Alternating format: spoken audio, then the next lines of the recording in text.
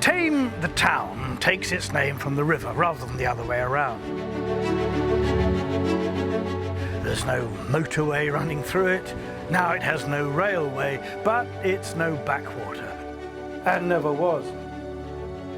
Recent archaeology reveals important Stone Age finds, but we're concerned with contemporary words.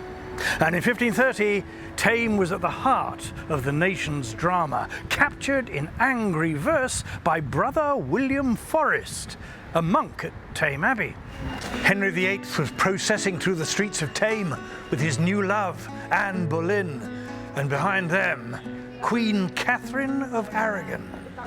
Forrest calls her Patient Griselda. Accompanied him the Lady Anne Boleyn, all pleasant, fresh and gallant that tide, good Griselda following as one of her train, at which many that wise word did disdain. So noble a woman to be forsake.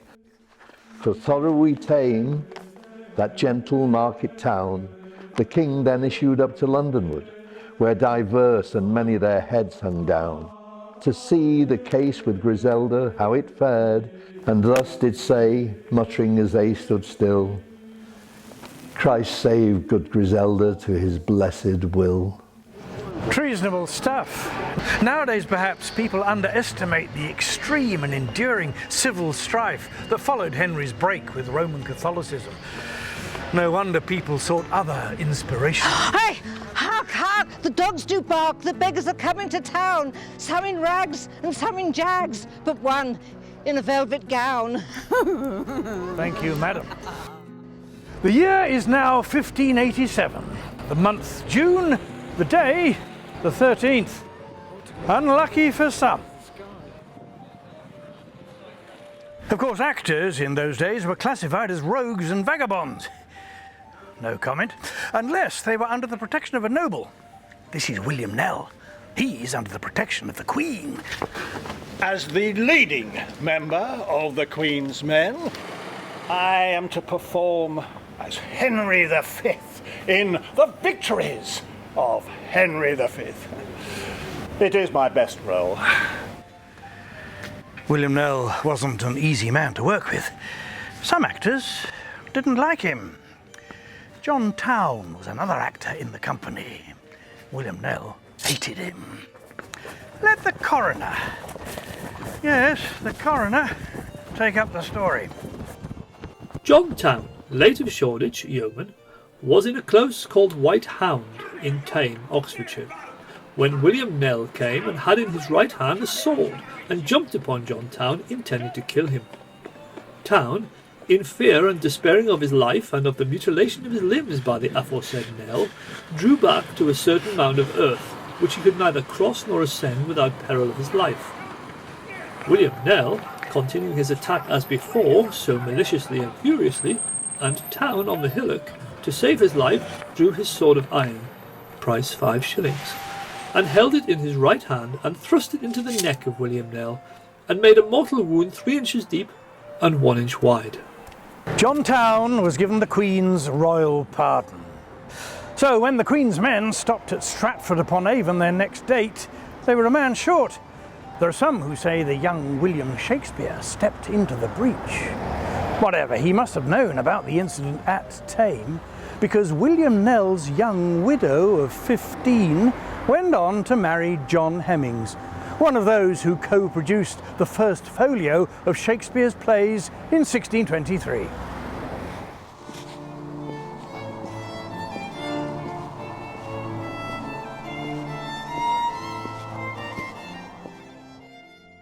Whatever Shakespeare's precise connection with Thame, there was a similarity between Stratford and Thame. They both had grammar schools. There was, in the second half of the 16th century, a burgeoning movement in education. Free schools were being founded in towns like Thame, where education proceeded on classical lines. Thame excelled. I, Lord Williams, left in my will provision for a school.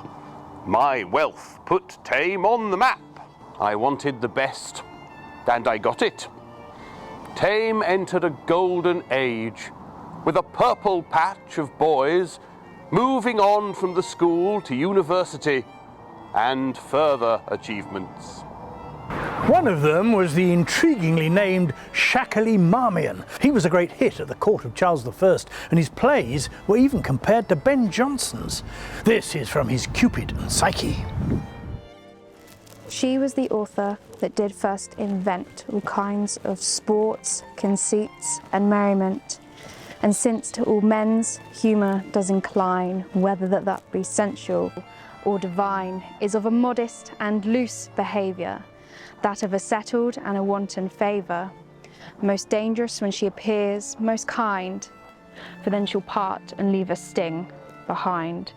But happy they that can still her detain, for where she is most fixed, she is least vain. Other famous old boys from Lord Bill's included a Speaker of the House of Commons who defied the King, 5 MPs, a Professor of Arabic and several bishops. But towering above them all is John Hampden. Even his political enemies spoke well of him.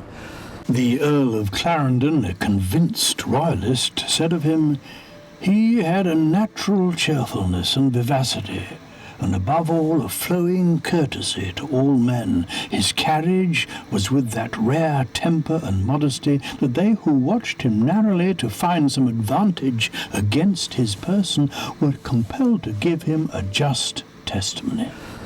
Who knows what country we might be living in now if he hadn't been wounded at the Battle of Charlegrove Field. He died in the Greyhound Inn 6 days later, when even the surgeon the King sent couldn't save him.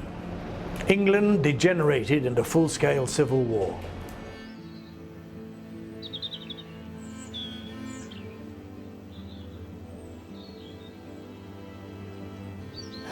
It was the evening of the 17th of January 1644, 2 years after John Hampden died, and the boys from Lord Bill's rushed out of the school, peered over the wall to see what was happening on the road below. We saw a great number of horsemen posting towards Thame over Crendon Bridge, about a stone's cast from our house.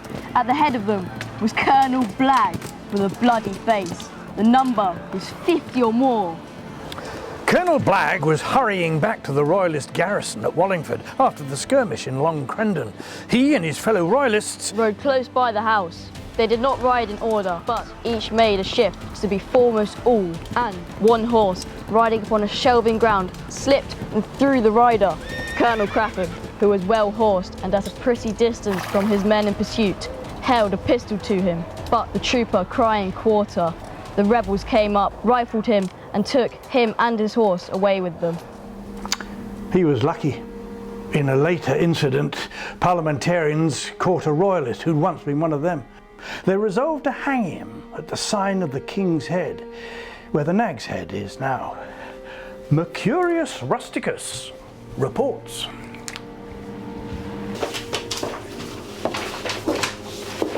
The poor man, being ready to be thrown from the ladder, prayed very fervently and cried out, "Lord Jesus, receive my soul." He hung gasping for breath, not drunk so much as to maintain life, nor so little as to suddenly lose it. Having in this torment hanged a while, a barbarous inhuman villain stepped up to him and putting his hands under his feet and lifted him up to give him some scope of respiration. He turned the dying man's face towards the sign of the King's Head and jeeringly said, "Nay, sir, you must speak one word with the King before you go. By and by, you shall both come down together." Civil war is brutal and vindictive. It's estimated that 3.5% of the total population died. Contrast that with the horrors of the First World War, when 2.6% of the population met their deaths.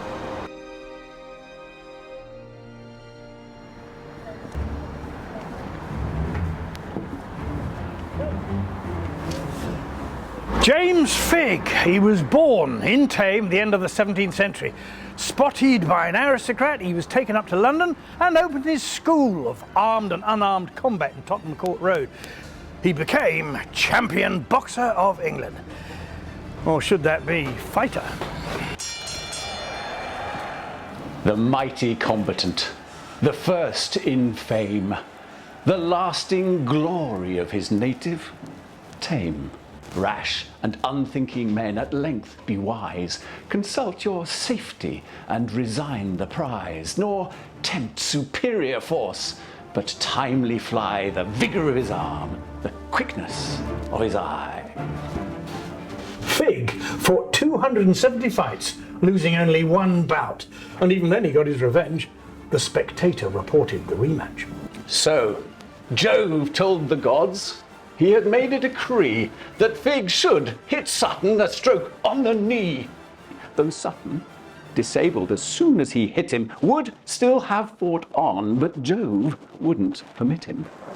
'Twas his fate, not his fault, that constrained him to yield. And thus the great Figg became lord of the field. Knee? Well, this was bare-knuckle fighting, no holds barred. James Figg was renowned as the father of boxing well into the 20th century.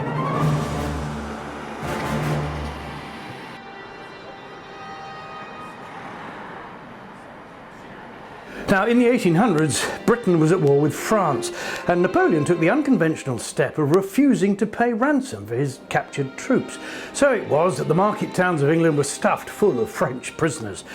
Thame had, with a population of about just over 2,000, had about 130 of them at any one time. A letter survives from Monsieur de Cour, written in Thame. Monsieur, I do not need to remind you that in happier times you showed me particular interest, on which I am relying greatly in this unfortunate circumstance as a prisoner. And to remind you about me, if perchance there were some sort of exchange. You know that my detention dates from 11 September 1803. I am honoured, with sincere affection, to be your humble, obedient servant, de Cour, from Thame. In 1806, 6 prisoners broke their parole and escaped, presumably back to France. They made headlines in the Times of the day. The begging letter from Monsieur de Cour somehow survived and was given to the mayor of Thame in 1987. You can see it in the record office. I was a Thame lad, born and bred. I cherished a lingering idea of compiling a history of my native town. My kind old friend and schoolmate, the late Mr. Hollier, placed before me a volume of the accounts of the church wardens of Thame, dated from the year 1529 to the year 1641. Soon after, the same kind friend brought me a copy of the cartulary of the Abbey of Thame Park.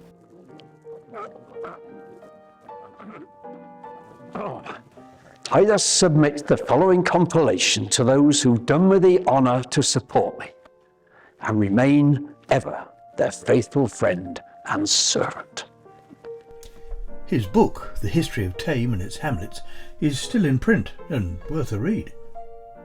Having written a history of the town he lived in all his life, Harry died in 1861 and was buried in Thame churchyard.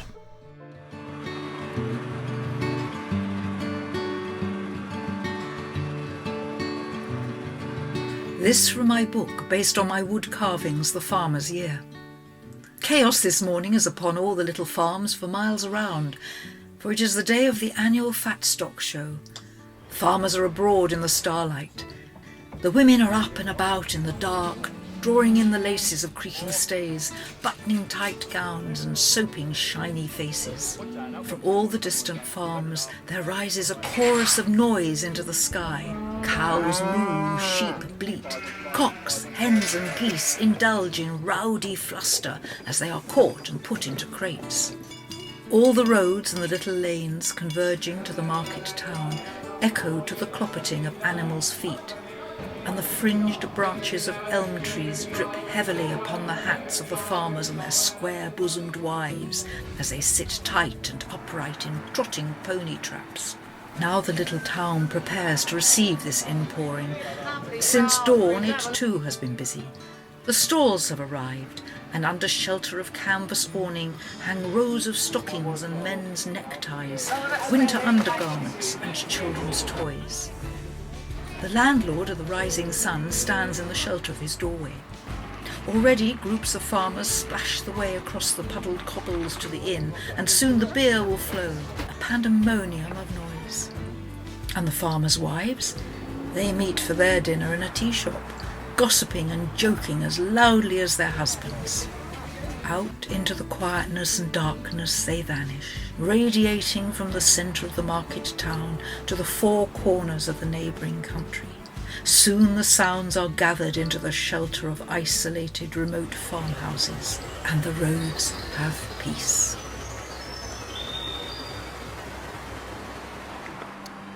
William Butler Yeats lived in Cuttlebrook House for a few months in 1921. And his son Michael, later to be an esteemed Irish senator, was born there.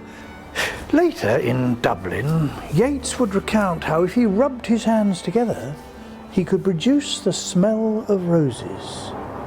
And that all started in a room in Cuttlebrook House in 1921. Had I the heavens embroidered cloths enwrought with golden and silver light, the blue and the dim and the dark cloths of night and light and half light, I would spread the cloths under your feet. I, being poor, have only my dreams. I've spread my dreams under your feet. Tread softly, because you tread on my dreams.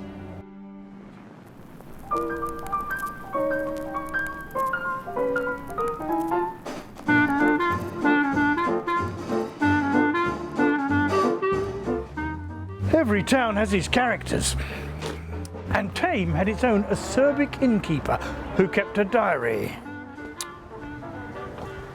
John Fothergill.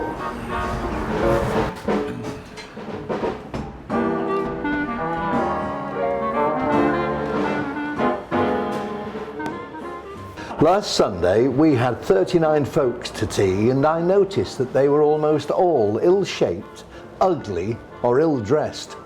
I came into the office and complained at having to work for such people. So I went in and told Phyllis to charge 6p face money each for the worst cases. Thus, for the first time in history, 7 people, without knowing it, have left an inn having paid 6p each for not being beautiful. People came from far and wide to be abused. But like everyone who's right all the time, John Fothergill felt got at. I said that the new sign would bring in alone £40,000 over 10 years. The original sign, when I came, merely said the hotel, luncheons and teas. The council came in force to interview me on a summer evening at 8 o'clock. When dinner was in full swing and I was in a white duck dress suit. And it began to drizzle. Oh, I got permission for my sign and a chill. Where are you going dressed like that? You can't go in there like that. And what of other dragons of Thame? Well, J.R.R. Tolkien says, with tongue-in-cheek perhaps, that the place is named after a tame dragon. He or it features in one of Tolkien's lesser-known tomes, Farmer Giles of Ham. The dragon has come back, my lord, with Master Giles behind him. The dragon is as tame. He has all your treasure and your sword with him, but he refuses to give any of it back. Send some men to fetch the churl in chains. How many men do we need? Well, there is a dragon and a sword. Well, People ran out of their houses in surprise, but Farmer Giles had now become more than the hero of the countryside. He was the darling of the land. Good morning, Lord. 10,000 thunders! Give me my sword! Give us your crown. Go home, you fools, or I will tear you to pieces.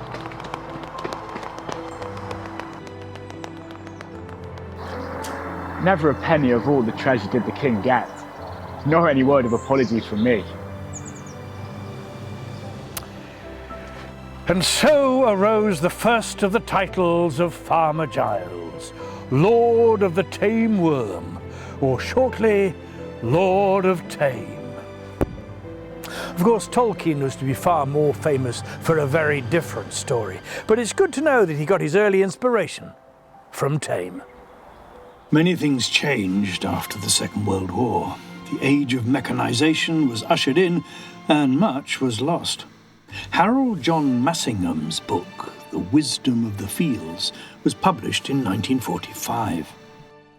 In my neighbourhood, Thame is one about which a local history has been written. But what the local history, excellent in its fashion, has left out seems to be the most important thing about it. Shut your eyes to the gauche and unseemly intrusions since the middle of last century, particularly the market hall, and open them wide to the generosity of the curves in this tiny town and the spaciousness of its layout. Scan the diversity of its building materials and the succession of periods during which they were used. There are shapely, compact little Queen Anne houses of many soft shades of brick, cream-washed and timbered houses that look like magnified country cottages, brackets, barge boarding, inn signs, alleyways and courtyards, jettied top stories, a specimen of a cruck house, 18th century fan lights and other details spread over nearly 20 generations. This little town was the creation of its local craftsmen. The continuity of creation is stamped on every brick, tile and timber.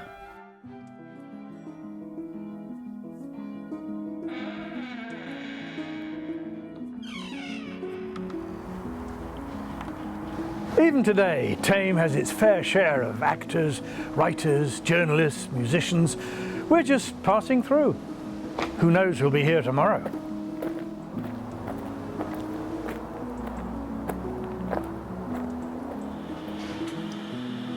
The final word from the incomparable John Betjeman, written in the gardens of the Spread Eagle Hotel.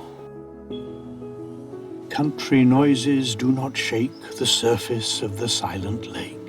The silent lake through which I see is life and death at one in me. Country noises have no power in this diversity of flower. Drop by drop the footsteps fall outside the sunny garden wall. The swooping of the chapel choir, the crackle of the garden fire, and barking dogs where children play, and windows flung across the way. These sounds are very much the same each Sunday afternoon in Thame.